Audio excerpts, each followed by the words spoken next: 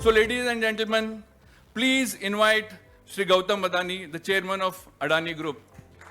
All yours.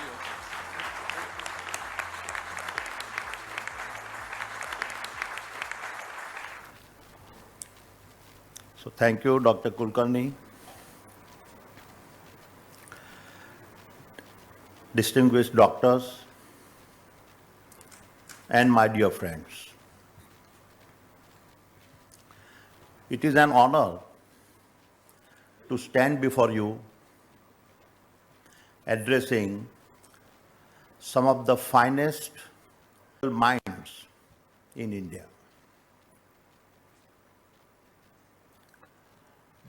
Let me begin by saluting you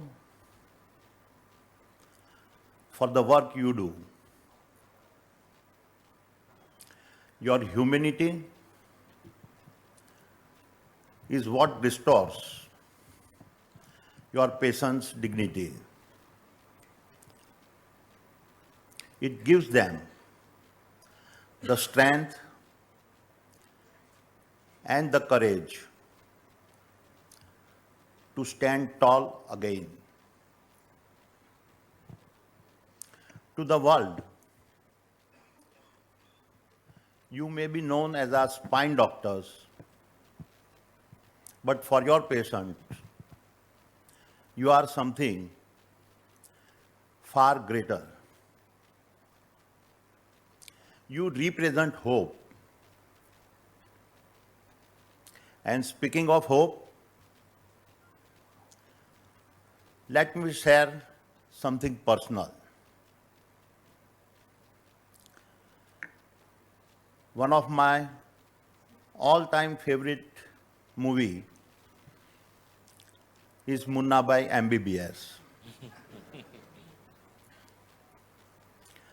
Not just for the laughter, but for the message.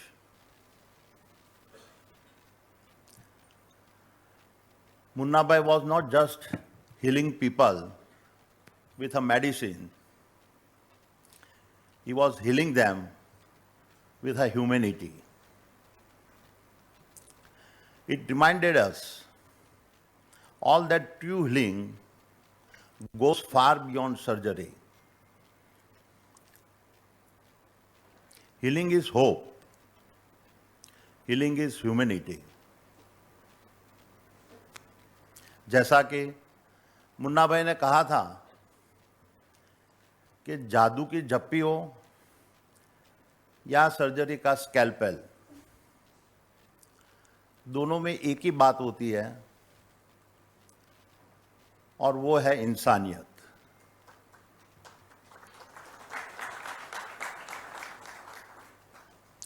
My dear friends, when I was first invited to speak here, I hesitated. What could I, as a builder of enterprises, possibly offer to you, the healers of spines? But as I sat with that question, a deeper metaphor came to my mind. The spine you meant is the ultimate architecture needed for resilience of the human body. And just as you restore resilience to our bodies, leadership is about restoring resilience to the organization. So perhaps today, this shared metaphor will remind us that the spine is both a medical miracle and a corporate necessity for self-belief. It was with this same spine of self-belief that I made my first bold decision at the age of 16. I bought a second-class train ticket and left for Mumbai with no degree, no job, and no backup except burning desire to define my own path. आखिर में किसी चीज को दिल से चाहो तो पूरी कायनात उसे तुमसे मिलाने की साजिश में लग जाती है. My dear friends, in Mumbai, I began learning to shot and polish diamonds. Each stone I polished taught me patience, precision, and perseverance. My first deal with a Japanese buyer earned me rupees 10,000 in a commission. The money never mattered. The moment did. Because that was the moment when I realized that my beliefs would have to always outpace my doubts. And that is the truth about entrepreneurship. It never begins with a grand vision. It begins with a spark of convictions. It begins with the courage to act, even when the future is uncertain. And it begins with the willingness to dream alone and then walk alone before others join the path. क्योंकि सपने वो नहीं जो नींद में आते हैं, सपने वो है जो नींद उड़ा देते हैं.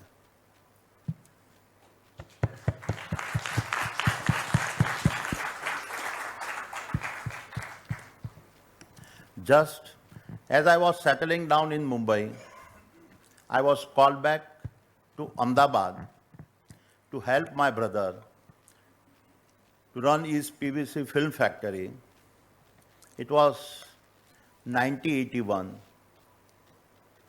and I was just turned 19. Managing a factory at this young age taught me what no textbook could. It taught me the resilience needed to manage daily operational challenges. I got exposed to the complexities of managing people, especially factory workers. And I learned the challenges of the license Raj, where just a few companies controlled the landscape and did not want any change. Reflecting back, all of these experiences proved to be invaluable for me, as the most significant decade of India's transformations was just about to get started. And this in turn gave me the platform for transformations that was to reshape my thinking forever.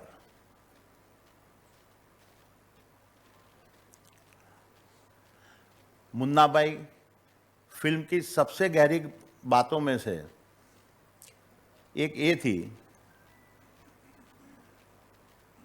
कि बापू ने कहा था बदलाव लाना है तो सोच बदलनी होगी.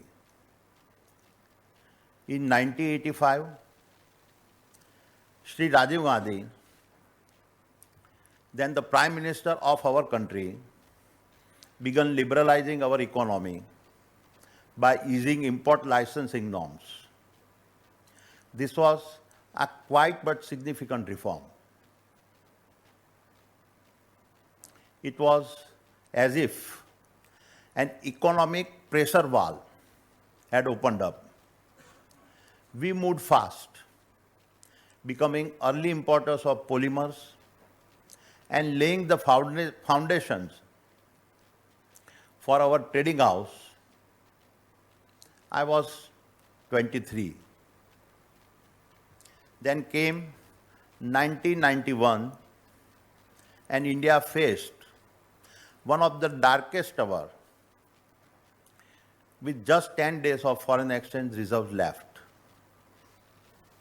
Under the decisive leadership of the then Prime Minister, Shri P.V. Narasimha Rao, and Finance Minister Dr. Manmohan Singh, India launched a historic economic reset.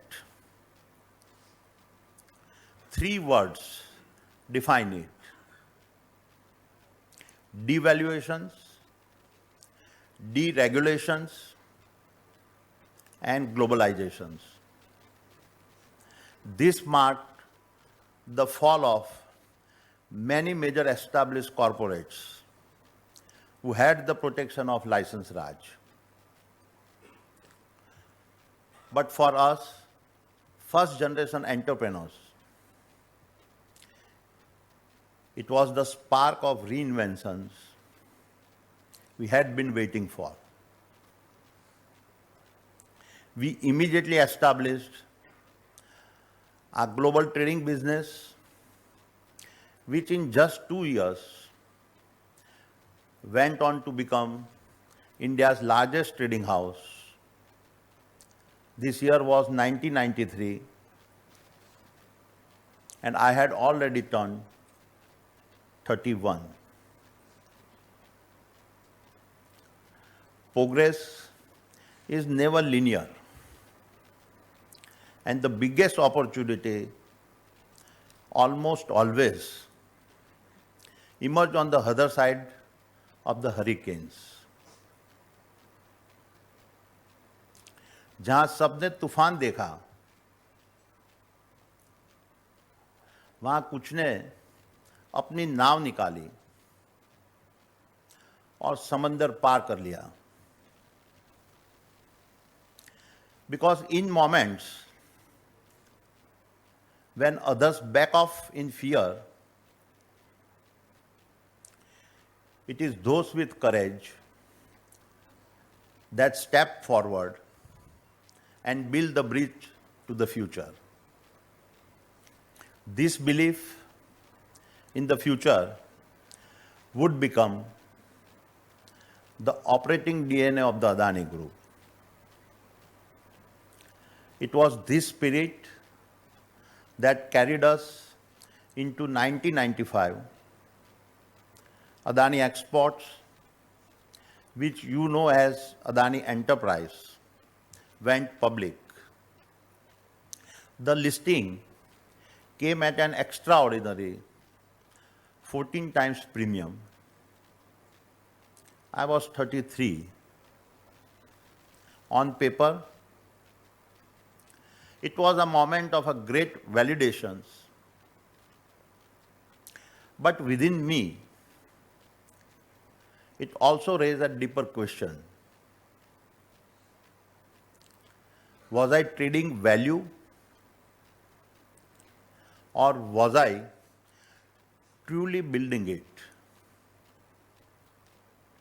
I realized that if we were to shape the future, it was a time to make a bold decision.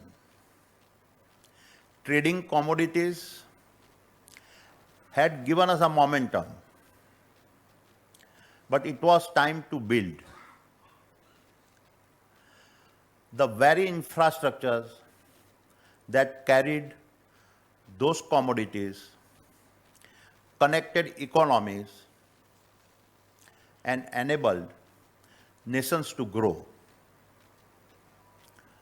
From that moment on, I decided to build.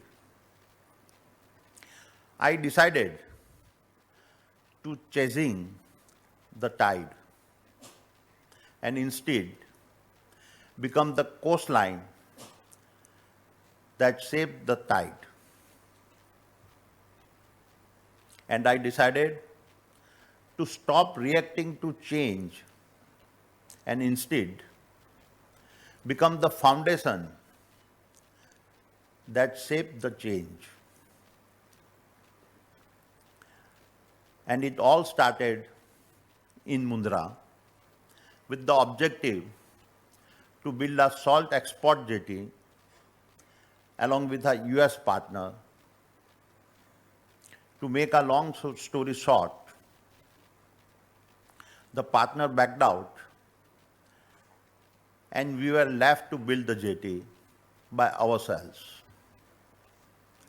Around this time, in 1995-96, Gujarat government pioneered a public-private partnership policy for port development, aiming to tap private sector capabilities. We dived right in. Keep in mind, we had never laid a brick before. Almost everyone called it madness. A port in a marshland to be built by a team with a no construction experience. The fact is, in October 1998, our Mundra port commenced operations with its first berth, thereby making India's first private port launch. Thereafter, a few years later, the SEZ policy was announced. Once again, we moved fast, while others saw a barren land. We saw 40,000 acres of possibility. My dear friends, Mundra is the manifestations of a belief made real. It is a reminder that vision dares, destiny bends.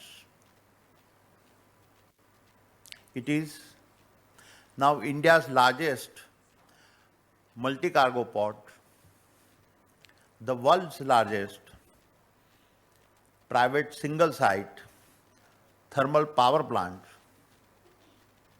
India's first HVDC transmission line, India's largest integrated solar and wind manufacturing hub, and a cluster of vital industries that include petrochemicals, copper smelter, solar accessories, and much more yet to come. However, the real story of Mundra is not about what we built. It is more about what it built within us. It gave us the courage to look beyond limits. It gave us the belief that barren salt lands could be converted to a world-class infrastructures.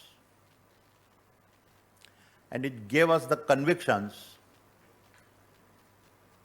that if we could make it happen once,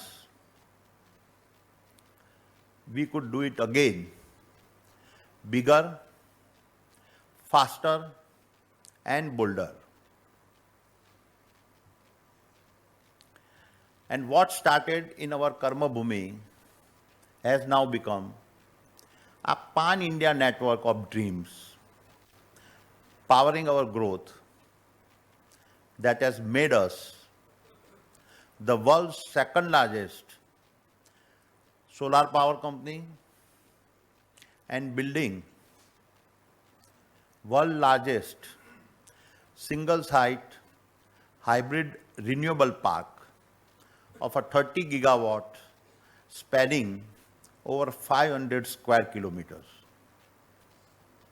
India's largest integrated private airport operators with over 25% of India's passengers and 38% of our nation's air cargo. India's largest ports and logistics network, handling 30% of nation's seaborne cargo. Most highly integrated energy business, encompassing thermal and renewable generations, transmissions, distributions, LNG, LPG, CNG, PNG, battery storage, hydrogen trucks, EV charging stations, pump hydro, and mining. India's second largest and most efficient cement manufacturer, as well as aerospace and defense, data centers, and real estate. My dear friends, one point I would urge you to keep in mind is that our investments are manifestations of our belief in the future of India, in our energy grids, in our logistics arteries, in our industrial backbone. And it is with these convictions that we are preparing for a capital expenditures investment of nearly 100 billion US dollar over the next 5 years.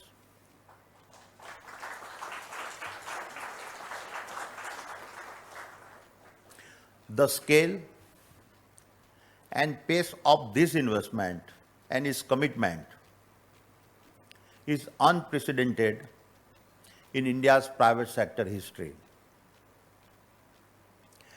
As we do our part for strengthening the very spine of India's rise, a spine that must be unbreakable, a spine that must carry 1.4 billion dreams, a spine that tells the world that India's rise is inevitable.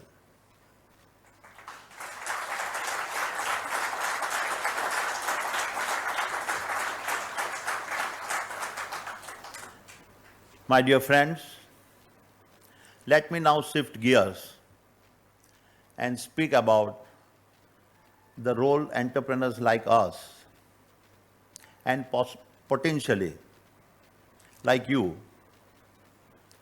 can play together. But first, allow me to share a deeply troubling statistics.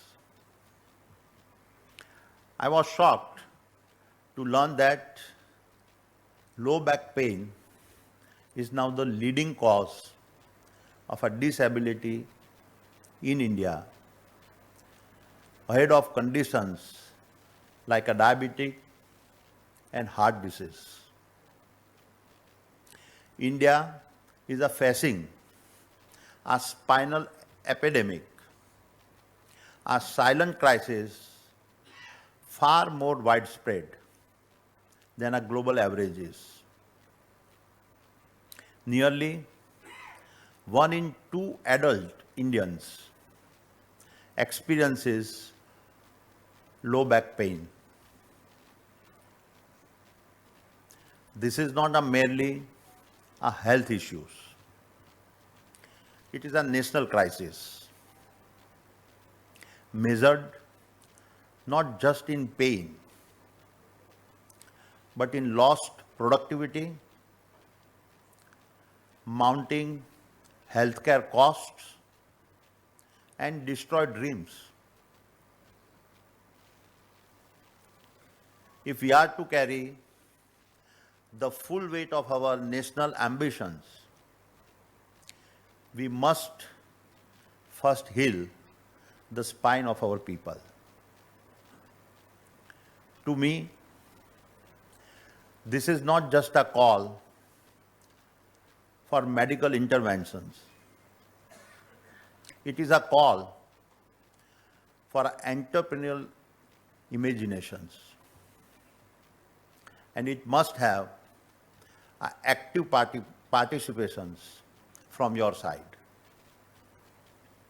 So today, I would urge you to consider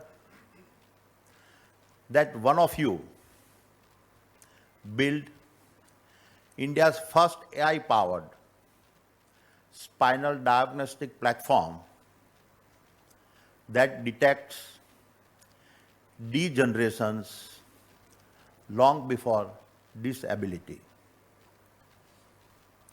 Another reimagines rural surgery, creating low-cost, high-impact mobile operating theaters that bring hope to the villages. The third pioneers, the Spinal Hospital of the Future, a global center for a robotic surgery, regenerative medicine, and a next-gen bio-integrated implants. As an entrepreneur, I can say that the possibilities are endless. But we must have the belief and the audacity to pioneer this change. That is why I urge you to see yourselves as more than just medical professionals. And in turn, here is my promise. The Adani Group stands ready to walk with you, and we have already embarked on our journey. 3 years ago, on my 60th birthday, my family pledged rupees 60,000 crores towards healthcare education and skill development.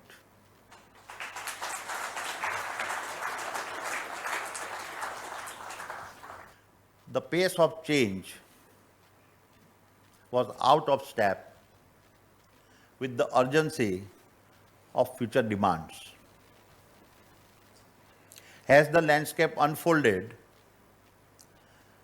one truth stood out.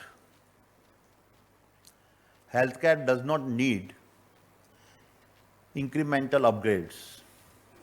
It needs a system-wide redesign. Not an evolutions, but a revolutions rooted in intelligence, as well as empathy.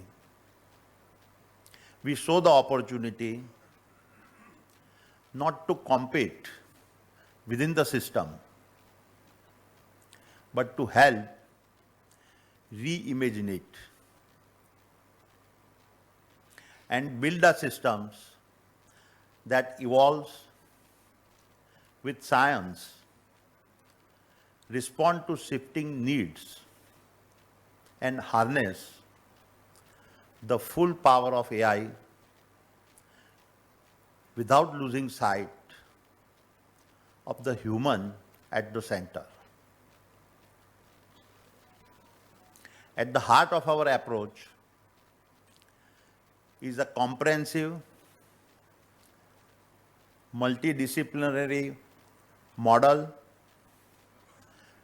that breaks traditional silos. Today, clinical care, academic training, and research operate in parallel, but rarely in sync. We envision a system where they converge, each reinforcing the other, where adjacent sectors like technology, management, and service are not afterthoughts, but part of an integrated fabric delivering outcomes. Therefore, we are investing in modular, scalable infrastructures of the kind that can expand rapidly in the face of pandemics or emergencies. We are championing the creation of large, world-class healthcare institutes that bring together innovations, patient care, and applied learning under one roof. We also believe that academic training must evolve. So our focus is on fostering doctors who not only heal, but also lead with skills in robotics, AI, systems thinking, and healthcare management. Their educations must go beyond anatomy to include empathy, ethics, and enterprise. We also realize that we cannot speak of transformations without making stronger the spine of the systems that comes from our nursing and our paramedical forces. Hence, we are also investing in building top-tier training institutes and establishing rigorous protocols to ensure that quality becomes a habit, not an exception. Finally, we must reimagine how healthcare is financed by placing people and not paperwork at the center. Human-centric insurance products that support and empower families will be a cornerstone of the new healthcare architectures we'll do our best to build. We are here to build India's healthcare for tomorrow and a system that is integrated, intelligent, inclusive, and inspired. And we'll be delivering on this promise through the Adani healthcare temples that are 1,000-bed integrated campuses that we will initiate from Ahmedabad and Mumbai.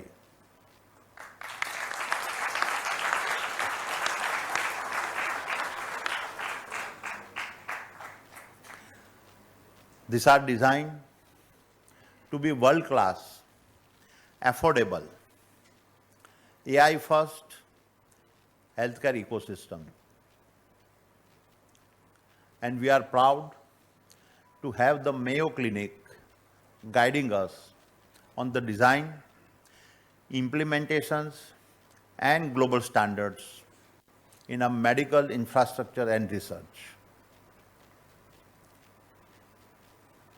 And so, my dear friends, in closing, let me leave you with my final thoughts. If you dream of a medtech breakthrough, go for it. If you can imagine a spinal care revolution, go for it. Let me begin by saluting you for the work you do. Your humanity is what restores your patient's dignity. It gives them the strength, the spine you save today may belong to the engineer who designs tomorrow's bridges, the farmer who feeds our cities, the scientist who invents our next vaccine, or the entrepreneur who builds our next billion-dollar company. So let us stand tall. Let us stand together and let us build the backbone of our great nations. Thank you. Jai Hind.